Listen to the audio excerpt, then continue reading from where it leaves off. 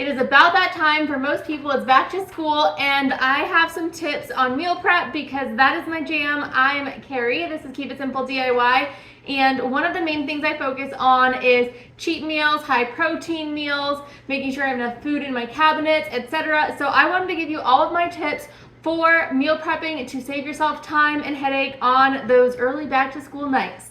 We are going to be talking about meal plans, prepping ingredients, prepping meals, storing meals, making food all at once, all of these good things. So let's get started.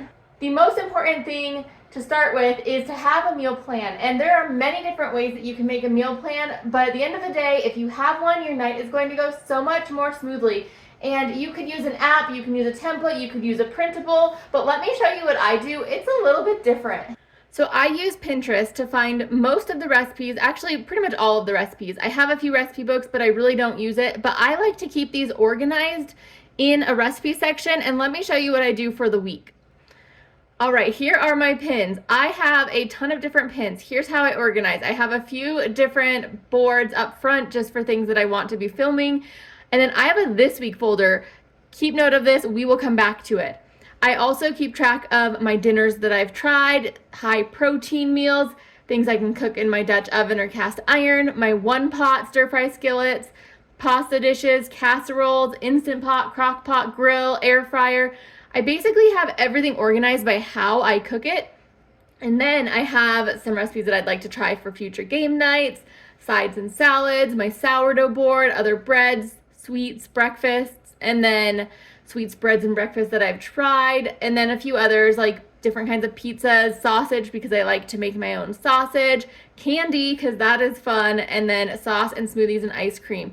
So you'll notice up here in my this week, I have some smoothies and ice cream, and you'd think they would go in the smoothies and ice cream, but these are some things that I've meal planned already for the week that I want to make this week. So I have them in my this week folder. So what I do is I go through either new pins or pins that I've already pinned and haven't tried yet. And I know I haven't tried them because if I've tried them, they're in my tried folders. I have one for the breakfast and sweets, and then I have one for dinners. And I just put all sides in the dinners one. So I will go through then, and let's just say I wanted to make, let's say I wanted to make taco gnocchi. I would just come in here and edit it. And then I would put it into this week and I would click save. And then if we go back to this week, we have it in here. So this is how I meal plan. I don't necessarily pick a certain day for a certain thing because realistically, if you have the ingredients for all of these meals, it doesn't really matter what day you cook it on. Just cook it on the day that you feel most into cooking that meal. If you've gone shopping for all of these ingredients and you have all the ingredients to make everything in your list, it doesn't matter what day of the week you cook it on. You just cook it on the day that you feel like cooking it. You could plan at the beginning of the day or even the night before which of these recipes you are going to make.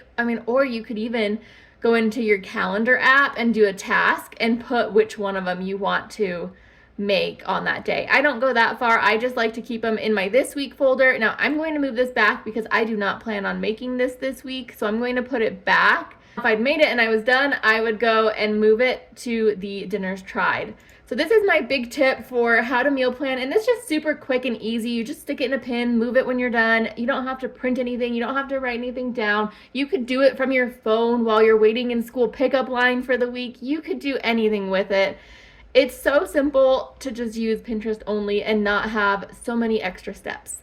My next tip is to batch cook. Now that could look different depending on your situation, but one way is to batch cook all of your grains, like your rice, quinoa, anything that you're making like that. Another way is to just batch cook the entire meal. So let me show you a few things that I have batch cooked for this week. So I have 3 little crock pots this week because I batch cooked dinners because I didn't want to be making dinner all week. So I cooked on one day all 3 of these, and now we have dinner. And so I will actually link the video where I made these, but I made some chicken stew, some enchiladas, and some lasagna. It's a chicken Alfredo lasagna. So these were cooked just in batches, and now they're in my fridge ready to go. Some other things that I've cooked in batches for the week are some breakfast, which I will link this video as well. I just have them individually portioned and they are ready to go for me. So if I need a meal where I don't have time to even think about cooking, we have breakfast there, I've got dinners prepped there, and we are good to go. So on the same note with these breakfasts, these are also freezer meals. This is not just meal prep, it's freezer meals.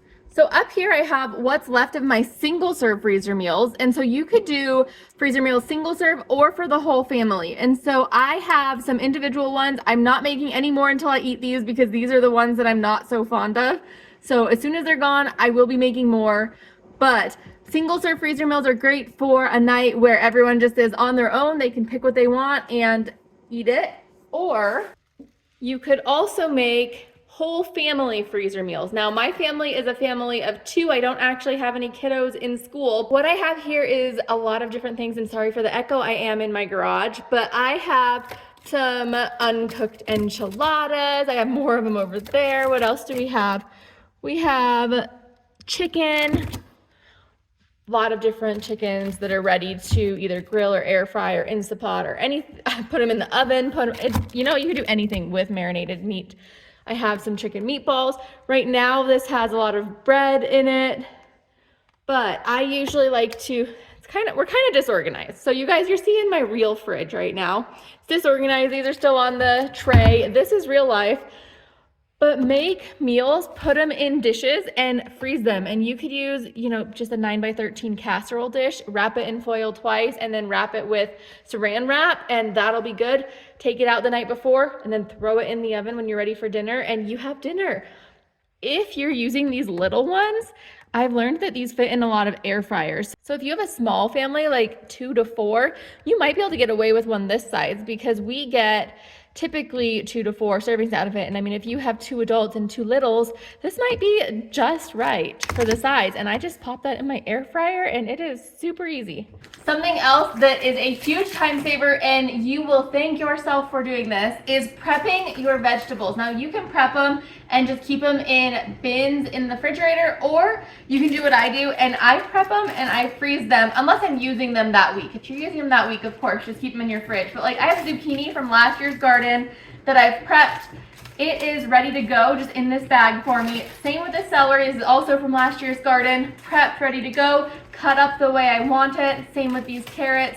Now a little bit different, these are onions that are not from the garden, but I do like to keep a few onions in my freezer for days that I'm using Instant Pot meals and I don't want to cut things up. So I like to keep a little bit of everything stored and cut in my freezer. That way if I don't even have time to prep the vegetables for the week, I'm good. I have everything that I need. And of course, my last tip is to make sure you just use your leftovers. I am always making sure to be looking at my leftovers first, using those ingredients and finding things that can go with it. So as you're doing your meal plan for the week, think of what you have left over. If you have a little bit of lettuce left over, or you have 1 carrot, how can you use that carrot in your meal? And that actually leads us right into Shelftember, which is coming shortly. I will be posting a video once we get closer to it.